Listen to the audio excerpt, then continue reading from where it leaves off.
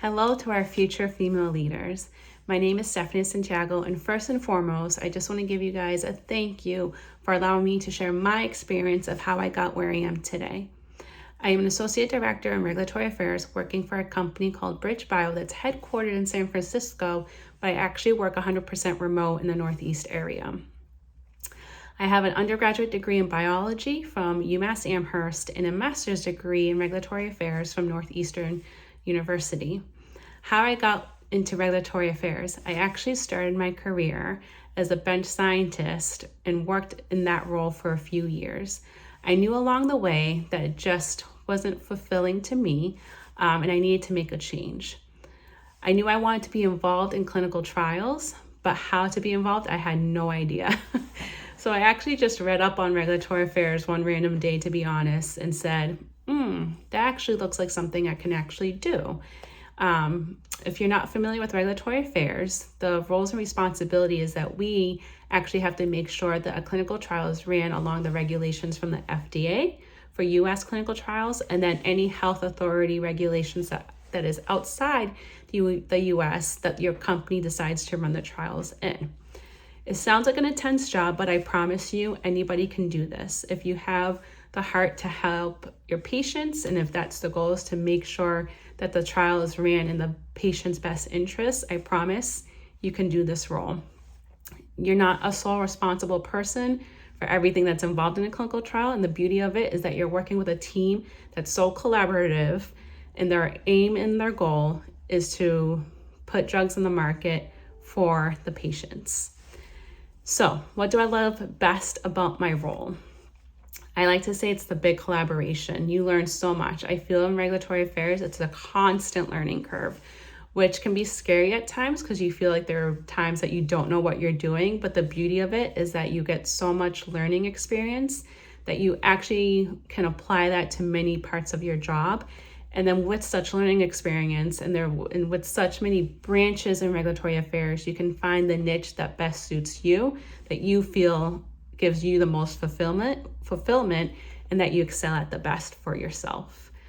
A typical day is kind of funny nowadays because everything is at home, everything is remote. So my office is at home.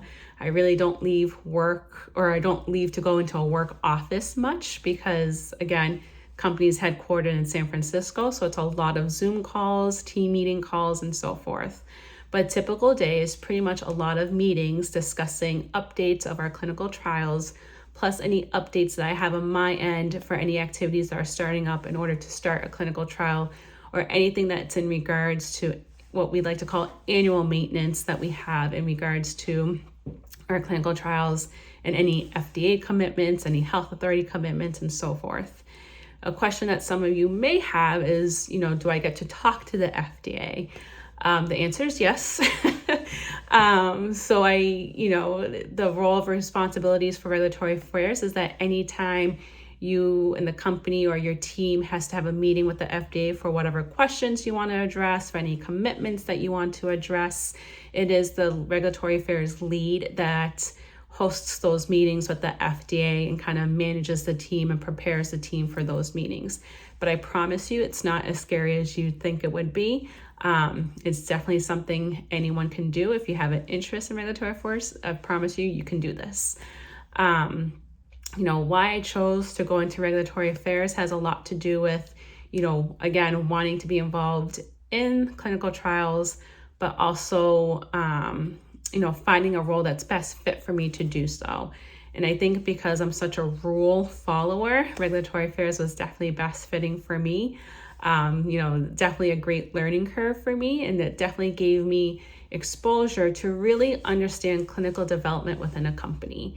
And that's really going from an idea of a drug all the way to testing it in the human population to potentially, if you get the opportunity, to see it being approved into the market for US or any other countries outside the US as well. And seeing how that applies so differently for each study, each population that you study into, and so forth. It's an easy yes to say that this career has a positive impact on the community because you're constantly wanting to help patients.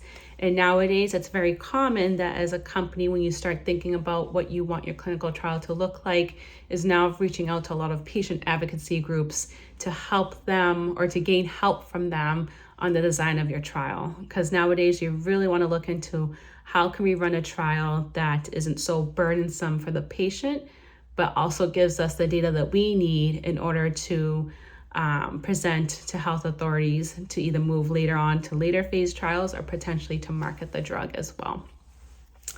I know that's a lot of information. It's probably a lot of information in such short time, but I will say one piece of advice I would like to give to anybody, if you're interested in regulatory affairs or if you're thinking about a degree in biology, I promise you it can still help you get into regulatory affairs. Everybody's journey is so different. So many of my colleagues in regulatory affairs come, from having a pharmacy degree background to also having biology degree backgrounds and going different routes. Hang in there. Don't lose hope. Don't compare yourself to other people's journey. Your journey is going to be unique, and that's okay. For example, for myself, I feel like I did a career change way later in life than most people that I know did. A lot of my colleagues that start in regulatory affairs started a lot younger than I did, but I promise you it doesn't define who you are, regardless of when you decide to start a change in career, or if you feel like you're stuck in life. I promise it happens to all of us. And what I like to say, it happens to the best of us. So whatever journey is yours, it's going to be unique and it's going to be exactly what it was meant for you.